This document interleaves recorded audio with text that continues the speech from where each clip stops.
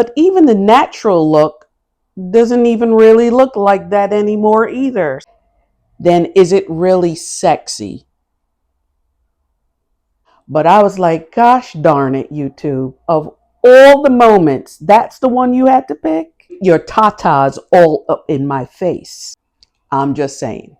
This is the Mickey Smith lifestyle where style is simple, confidence is effortless, and stress is not on the agenda. Welcome aboard. Woo-hoo-hoo. What up, what up, what up? Okay, so this is something a little new. All right, so bear with me here. Lately, I've been thinking about something and I want to have a discussion about it with you. Now, look, Miss Claire Huxtable, Phylicia Rashad, just recently had a little thing flare up in our current events timelines, okay, where she was talking about how we dress. And as part of her statement, she just happened to mention that, no man is going to want someone that dresses like that or something to that effect. I'm paraphrasing. But it got me to thinking about who are we actually dressing for these days? I remember back when we used to have dressing for the male gaze, trying to attract that man. Ooh la la wee wee. And then we had dressing for the female gaze, because we want her to feel a certain way when she sees us, right? We want her to admire our fashion style and fashion sense, our outfit or looks, all those things. And times are changing. I mean, today we have share clothing. There's nothing that seems to be to share, if you know what I mean. And hold on, I am a little under the weather, so forgive me if I'm spitzing over here and just touching myself up and whatnot, whatnot. Okay? You also have all the clothing with all the cutouts, all the barely there stuff. You know what I'm talking about, right? And the silhouettes that leave nothing to the imagination. So I really wanted to talk about if we're not dressing for the male gaze and we're not dressing for the female gaze, then who the heck are we dressing for? And, there used to be a thing about having a natural look, but even the natural look doesn't even really look like that anymore either. So that's the conversation I want to have. And I really want you to dive in here because I think there's some meaning here. And I think that social media is playing a big part in what the answer might be. Let's get it. If sexy is everywhere, then is it really sexy? Okay. So as we're thinking about what people are putting on and going outside with, think of what your mommy used to say, right? Or your daddy. Are you going outside with that on? Yeah. So that I think is at the forefront when we start to talk about the evolution of sexy. So we're seeing it everywhere. We are seeing it on red carpets. We're seeing it at social events. We're seeing it um, in our movies, in film. We're seeing it in music, entertainment. We're seeing it when we go outside. Okay. So the question becomes, do we really want to wear like a sheer lace top out in broad daylight? There's a time and place, but that no longer seems to exist. Everything seems to go. You know, this past Wednesday, for Worn Three Ways Wednesday with the cookies, I had one look where I was layering a lace top with a sleeveless dress made to look like a fancy vest, a draped vest, and a pencil skirt.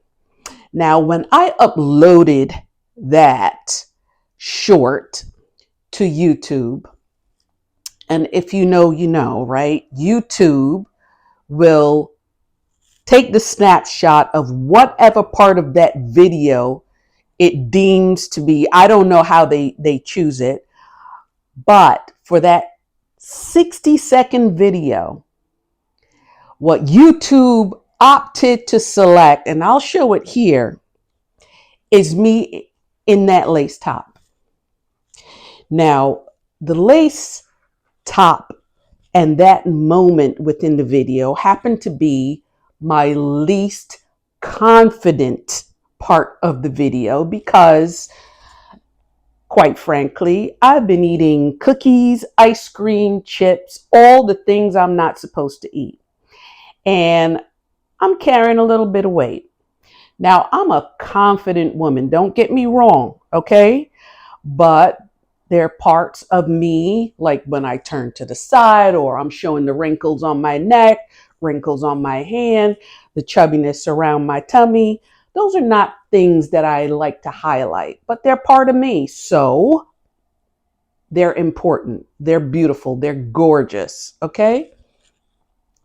So here I am now living on YouTube in this moment, in this look that I am not 100% feeling like that's my best look. You know what I'm saying? Okay. And it's going to live there because I'm not taking it down because it's part of me. I'm not hiding from it. But I was like, gosh darn it, YouTube. Of all the moments, that's the one you had to pick. So what I'm saying all that to say is, what is it that we're trying to do when we're walking out of our homes? Because fashion and the fashion houses have now taken on a life of its own. And I'm wondering if we're dressing in this way, meaning where we're showing a lot more than we have in the past because we feel empowered, or if it's because of the system set up by social media for the likes, for the clicks, for the engagement, whether it's on social media or off social media. Are we just dressing like that for the reaction? Because it's damn sure not for practicality. Those kinds of clothes don't keep us warm. They don't necessarily flatter everyone. And the people that tend to wear them, I would say, in many cases, have modified their bodies to have a look that's ideal, that can be flattered by wearing those types of garments. And I will say this also. When those kind of garments are worn, it's just like reading the room. When you're half naked, let me just say it like I'm going to say it because you know I'm right. This is that part of the video. Am I right? Of course I'm right. When you're half naked and you're in a room full of people, okay, you're standing in front of them. Are they supposed to avert their eyes from your nakedness, or are they supposed to look at your nakedness? And if they're supposed to not look at your nakedness, then why the hell are you naked? I'm just saying. It's confusing.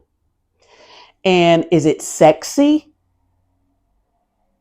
Or is it just something that's out there, much like, those, how CNN all day long The banner says breaking news, but you've already told the story, CNN, 10 times already that day. So how can it be breaking news when it's old news at this point?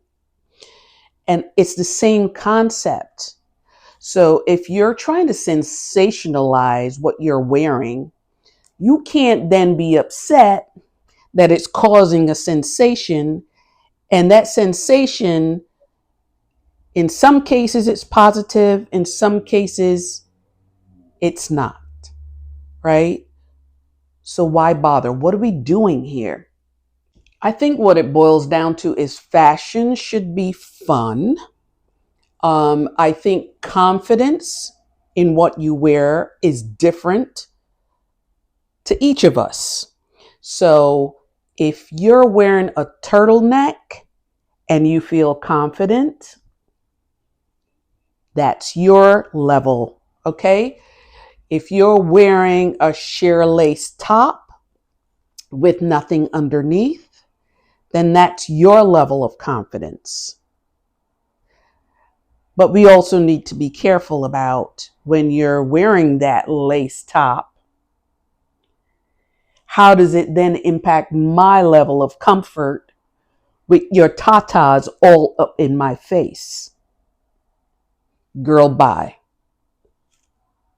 I'm just saying. What do you think? Tell me what you think. So, does confidence, is sexy only defined by showing skin? I think I know what you're going to say, but I don't want you to be politically correct. I want you to be real. I want you to tell me what it is that you feel. So if someone is walking by, does sexy, is it defined by showing skin or showing your silhouette where there's hardly anything left to the imagination? Can someone be sexy in layers? That is the question, because what we're seeing, and I think what has transpired culturally, is really moving towards the more you see, the more sexy it is. But I don't agree with it. I just want to know what you think. Hit me up in the comments. Holler at me, please. All right. Next, when you no longer like you. Whew, that's heavy. That is heavy. That is a big one. So when you no longer like to be you, and that is for the women that are changing their bodies, okay? This is nothing new. This has been happening, okay? So it's not about 2025 or the past 10 years, past 20 years. This has been happening for decades. However, we had a good, I don't know, dozen years where, at least in the Black community, okay, BBLs were running rampant. You know, the thick thighs, the big booty, the big boobies, right? The little itty bitty waists, just to be all snatched and figure eight. And a lot of the fast fashion houses or companies, whatever the heck you want to call them, the Fashion Novas and all that, those are the only types of models we were seeing. Even on Amazon, stuff and items that were marketed, especially to Black women, the models that you saw, BBLs, okay? And I know they're BBLs because those types of measurements are rare, okay? The proportions that we were seeing, especially for those who've been out there, lived life, if you know what I mean, the older birds, the ones with children, okay? Not to say you can't get fit and get that type of body, but come on now. Let's be real. We're having that talk So we're not going to fake the funk, okay? So here's what I think, okay? Although I know I'm judging, but that's my prerogative. I think you should do whatever makes you happy, what makes you feel confident, what makes you feel like you look good. Go ahead and do it. But at the same time, if you're looking at an AI generated version of yourself and everybody else that you know, then maybe you should ask yourself, do I really need to do this? Because for me, beauty is about the things that make you different, not the same. Again, we're talking here. You let me know if I'm off base. Yeah, I know I'm right, but you can still let me know if you think I'm off base. Like I said, holla at me. All right. Confidence, style, and visibility, and what makes us feel seen. So I think the biggest thing that helps with visibility and feeling seen is having a sense of self, having your own unique sense of style. That's not to say that everything you put on, everything you wear, how you style yourself will look completely different from everyone else. I mean, goodness, we shop at some of the same places. Some of us will have on, the same style of pant, wide leg pants, or oversized blazers, or crop blazers, or button down shirts. But it's all about how you rock it, how you decide you want to present yourself to the world, right? And that, to me, having that personal style, that's how you maintain that visibility, that uniqueness, feeling seen, feeling special, feeling like you. We know this. It's not about what you wear. It's really not, because you can put on anything. How many times have you seen someone where their style is so intrinsic that it really doesn't matter what they wear? Look at someone like Tracee Ellis Ross. She is a style icon to many. Or someone like Erykah Badu, who she's in her own lane, okay? These are people that you look at and you say to yourself, wow, the style.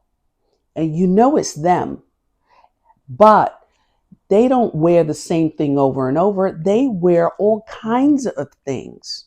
But because they have a sense of self, a sense of uniqueness, a sense of knowing who they are and being able to express it through their style, right? They're like one of ones. And I think that that's what I would like to see people strive for. Just putting on clothing that's see-through just for the sake of it, that's just for shock value. There's nothing to that. I know it sounds judgy, but my video I get to express, right? Here's what I think. Confidence isn't about what you wear. It's about your style, making it feel like you. And once you have that essence, then that's where you feel great versus having the world impose what they'd like to see on you. Step outside of that, look inward instead of outward, and you'll be in there like swimwear, as I always say. So I just wanted to ask these questions. It's not like I'm trying to solve world hunger over here. You can have that one question, but we could all have different answers, right?